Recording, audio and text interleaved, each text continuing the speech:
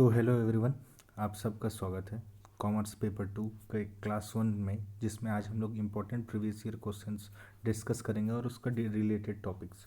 जैसे कि आपको सबको पता है कि नेट एग्ज़ाम में प्रीवियस ईयर क्वेश्चन सबसे ज़्यादा इंपॉर्टेंट है।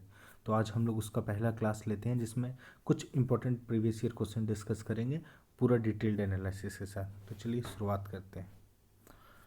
तो हमारा पहला क्वेश्चन क्या है जो प्रीवियस ईयर कॉमर्स से, कि countervailing duties CVD are often imposed on imports to offset the impact of. जो CVD जो इम्पोज्ड किया जाता है, CVD जो टैक्स या जो प्राइस लगाया जाता है जो इम्पोर्ट्स पे, जो सामान हम लोग इम्पोर्ट कर रहे हैं दूसरे देश से खरीद रहे हैं, वो किस लिए लगाया जाता है, आखिर उसका मेन मकसद क्या है। अगर हम लोग इसको जानना है तो उसके लिए हम लोग सबसे पहले ये देखते हैं कि हमारे पास यहाँ पे 4 ऑप्शन है टोटल, ठीक है। Predatory pricing, export subsidiaries, dumping, low cost financing. तो अगर आप देखें तो इसमें क्या इम्पोर्टेंट है कि हमारा चारों जो है वो कुछ ना कुछ ऐसा कॉस्ट से रिलेटेड है जो हमारा इंपोर्ट या एक्सपोर्ट में लगता है। तो इसमें हम लोग का आंसर है एक्सपोर्ट सब्सिडीज, बी। बी क्यों है इसका आंसर हम लोग को, अगर आप नेक्स्ट स्लाइड में चलेंगे तो आपको मैं बताता हूँ। देखिए, क्योंकि एक्सपोर्ट सब्सिडरीज वो होता है जैसे कि किसी देश से सामान अगर हम लोग इंपोर्ट कर रहे हैं तो हो सकता है वो सामान उस देश में कम प्राइस में बना हो, या फिर उसका रॉ मटेरियल पे कुछ उस सरकार से वहाँ उसको सब्सिडी मिला हो तो उसको तो कॉस्ट कम लगा, तो उस वो दूसरा देश में जब भेज रहा है सामान, सपोज इंडिया सामान खरीद रहा है तो इंडिया पे क्या हो जाएगा, उस वो अपना कॉस्ट कम लगा है तो उसका प्राइस वो कम रखेगा। तब इससे क्या होगा, हमारे डोमेस्टिक जो मैन्युफैक्चरर्स है उनको नुकसान होगा। हमारे डोमेस्टिक मैन्युफैक्चरर्स को बहुत ज़्यादा टफ कंपटीशन मिलेगा, क्योंकि दूसरा प्रोडक्ट मार्केट रेट से कम प्राइस में मिलता रहेगा। इसलिए उस चीज़ को काउंटर करने के लिए हम लोग CVD लगाते हैं। जैसे कि आप यहाँ पे देख सकते हैं, tariff on imported goods imposed to offset government subsidies provided by the exporting country to export subsidies. Okay, ये था। इसमें अब अलग अलग ऑप्शन क्या था, एक प्रीडेटरी प्राइसिंग। प्रीडेटरी प्राइसिंग क्या होता है कि इसमें जैसे क्या होता है, हम लोग प्राइस पेनिट्रेशन में हम लोग पहले प्रोडक्ट का प्राइस इतना लो कर देते हैं शुरू में कि हमारा कंपटीटर सारा खत्म हो जाए और एक मोनोपोली का सिचुएशन क्रिएट हो जाए। उसके बाद हम अपना प्रोडक्ट का प्राइस खुद कंट्रोल कर सकते हैं। तो ये बेसिकली मोनोपोली क्रिएट करने या प्रोडक्ट में मार्केट लीडर बनने के लिए किया जाता है, जिसमें हम अपना कंपटीटर को ख़त्म करना चाहते हैं। और इसका तीसरा ऑप्शन है डंपिंग। डंपिंग क्या होता है, जिसमें क्या होता है कि हमारा जैसे इंडिया में कोई एक प्रोडक्ट बना, जैसे दिया दिया हमारे देश में 5 रुपया में एक दिया सपोज मिलता है, लेकिन हम दूसरे देश में डंप कर दे रहे हैं, इतना ज़्यादा बना लिए दिया कि दूसरे देश में हम 4 रुपये में बेच रहे हैं। तो क्या होता है, दूसरे देश में हम कम प्राइस में बेच रहे हैं, तो इसलिए उसको डंपिंग कहा जाता है, सिग्निफिकेंट लोअर प्राइसिंग में। ओके, ये था पहला क्वेश्चन। अब हमारा नेक्स्ट क्वेश्चन क्या है। नेक्स्ट क्वेश्चन में, in case the purchasing company agrees to act as the agent of the vendor for collection of the book debts in the books of the purchasing company, the amount of debtors should be credited to. तो इसका क्या कहना है कि suppose 2 company है, पहला company जो बड़ा कंपनी है वो छोटा कंपनी को खरीद रहा है। अब बड़ा कंपनी क्या किया, छोटा कंपनी का डेटर्स जो है उसको कलेक्ट करने के लिए एज ए एजेंट काम कर रहा है। ओके, एज ए एजेंट काम कर रहा है। तो अब बड़ा कंपनी का बुक में वो जो डेटर्स वाला अमाउंट है वो कैसे दिखाएगा। देखिए, यहाँ पे क्या है, यहाँ पे डेटर्स का एग्जैक्ट कितना रिसीव होगा ये क्लियर नहीं है, तो इसलिए हमारा यहाँ पे आंसर होगा वेंडर सस्पेंस अकाउंट। ओके, क्योंकि वेंडर्स है, ये उसका वेंडर है और उसका कितना डेटर्स एग्जैक्ट हमको मिल जाएगा, कितना हम रिकवर कर पाएंगे वो तो हमको नहीं पता, इसलिए उसको सस्पेंस अकाउंट में क्रिएट करेंगे। क्यों सस्पेंस अकाउंट में क्रिएट करेंगे, अगर आप यहाँ देखेंगे सबसे पहले यहाँ है कि सस्पेंस अकाउंट क्या है, ये चीज़ लिखा हुआ है, ठीक है, इसको रहने दीजिए। उसके बाद है कि the purchasing company is not the real owner. देखिए, वो रियल ओनर नहीं है, बट वो एजेंट का एज ए एजेंट का काम कर रहा है। तो amount of debtors has to be created in the vendor suspend account since the exact amount, आप देख रहे हैं एग्जैक्ट अमाउंट ये अननोन है, इसलिए हम इसको वेंडर सस्पेंस अकाउंट में चार्ज करेंगे। ओके, ये था हमारा दूसरा क्वेश्चन। थर्ड क्वेश्चन क्या है कि when the value of investment in subsidiary in the holding company's balance sheet is more than the book value of the net assets acquired।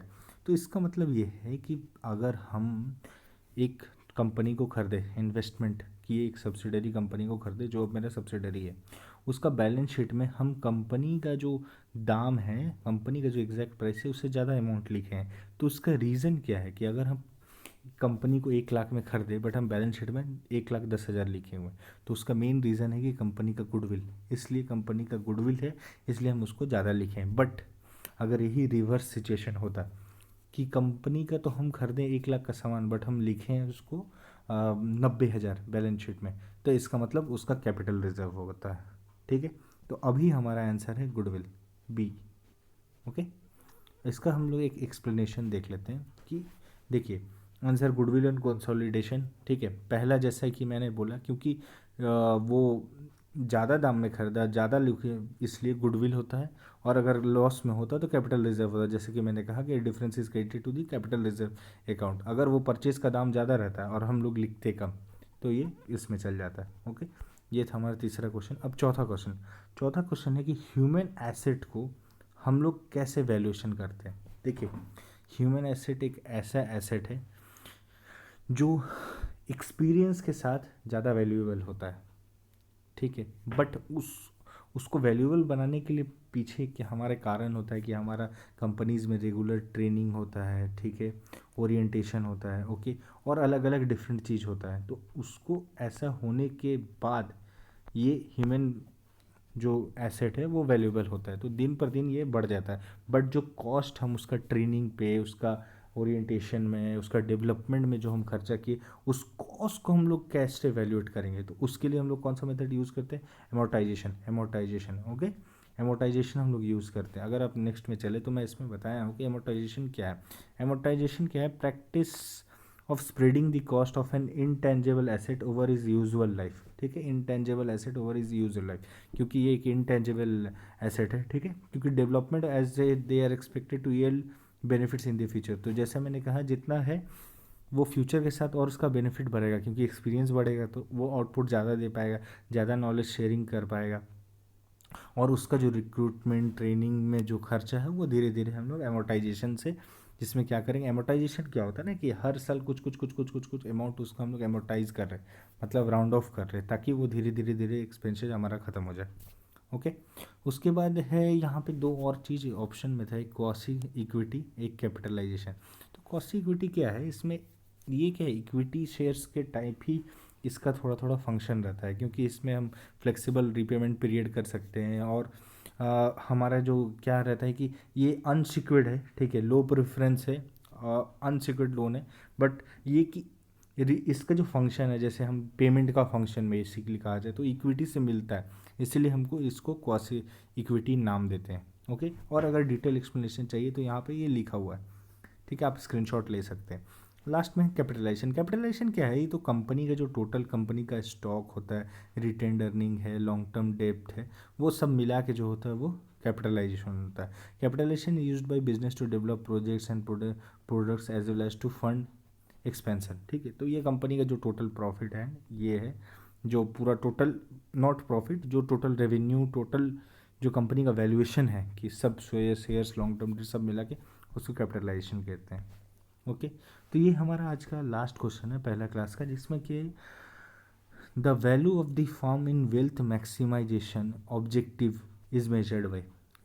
एक फार्म का वैल्यू कैसे हम लोग मेजर करते हैं जब उसका मेन ऑब्जेक्टिव है वेल्थ मैक्सिमाइजेशन। तो इसमें हमारे चार ऑप्शन है, present value of all accepted future cash, all expected future cash flows, present value of all expected future profits, all expected future profits. तो हमारा आंसर होगा present value of all expected future profits. Okay, हमारा main यहाँ पे क्या चीज़ है, main है हमारा वेल्थ मैक्सिमाइजेशन ऑब्जेक्टिव, तो हम क्या देखेंगे, present value of all future profits. इसका एक्सप्लेनेशन देख लेते हैं। देखिए, अगर हमारा गोल वेल्थ मैक्सिमाइजेशन है, ठीक है, फाइनेंशियल ऑब्जेक्ट से, तो ये अलाउ करता है शेयर होल्डर्स को maximise their return. Okay, and wealth maximisation strategy क्या होता है, जिसमें हम लोग स्टॉक का, देखिए, स्टॉक होल्डर्स का increasing value of the business. ठीक है, तो हमारा मेन इसमें क्या, वेल्थ मैक्सिमाइजेशन जब ऑब्जेक्टिव है तो हम ये देखेंगे फ्यूचर में हम कितना प्रॉफिट ला सकते हैं, ठीक है, ताकि मेरा वेल्थ मैक्सिमाइज हो, मेरा गेन बढ़े, मेरा वैल्यू बढ़े। तो ये है मेन एम इसका। ठीक है, तो इसको हम लोग वेल्थ मैक्सिमाइजेशन टेक्निक बोलते हैं। ओके, तो ये था important previous year question commerce का, जो आ चुका है पहले क्वेश्चन, उसका ही डिटेल एनालिसिस था। Okay, thank you everyone.